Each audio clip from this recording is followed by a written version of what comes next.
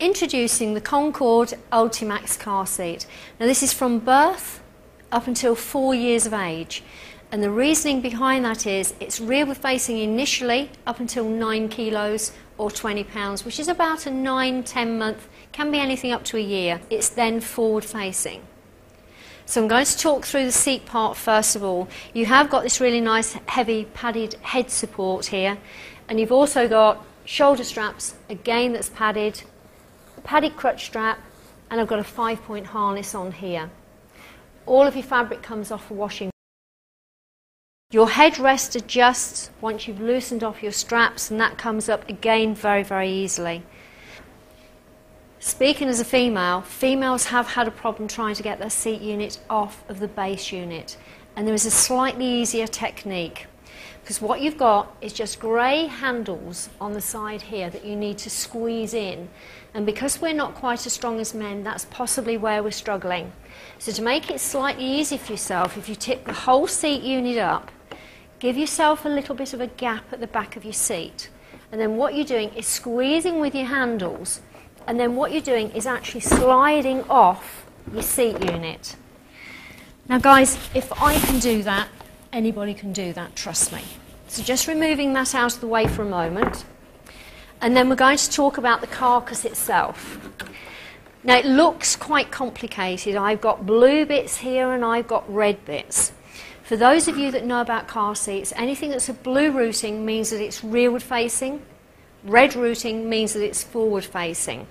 So I need mine to be facing to the rear, so I know that it needs to go this way round, but what I also need to be assured of is that we need to fill out the gap that we've got in the base of your seat itself, and just releasing that off from the clip, and it spins round, so what happens is it fills up that gap. So can you see what we're doing? We're making that a much flatter seat unit.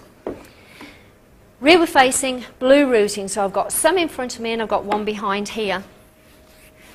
So your seat belt goes through the gap that's on the side. You have got a description on the inside of here, and you've got two little levers that it goes underneath this blue routing and into your seat belt. While we're talking about seat belt, if by any chance you have a vehicle where this part of your seat belt touches the plastic part of your seat, it is not suitable for your car, so you would have to return it. It's not suitable. Then it goes all the way around the back, and if you remember, it goes through the bottom, then through the blue routing, and then it goes through the top. So gone through the bottom part, middle, top. Hand on the top, because what I want to do is make sure I've snugged that in. That's actually pulled that in a good inch or more. And then what you have is just a safety catch that clips onto there. That's basically it. And then all we need to do is slide on the seat unit into your carcass to go rearward facing. And that locks off automatically, but that's an absolutely rigid fit.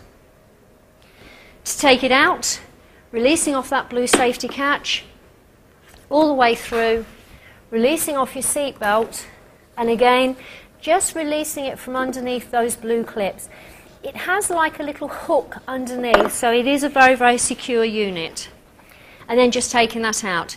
So we've now hit that 9 kilos or 20 pounds, baby sitting up, supporting the head and neck, and then what we're going to do is turn it around the other way. So again, it's reversing what we did a moment ago, so that spins round, clicks into position like so, and then we're going to go forward facing this time.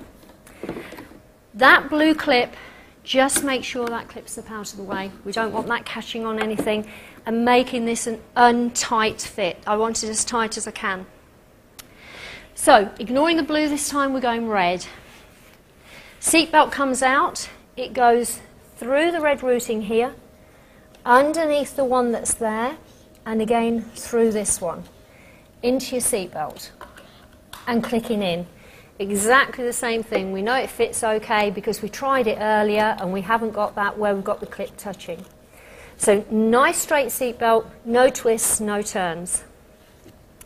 Now we have the contraption that's in the middle here, and that will spin round and go either way. So whichever side of your seat you want to fit this, it will work.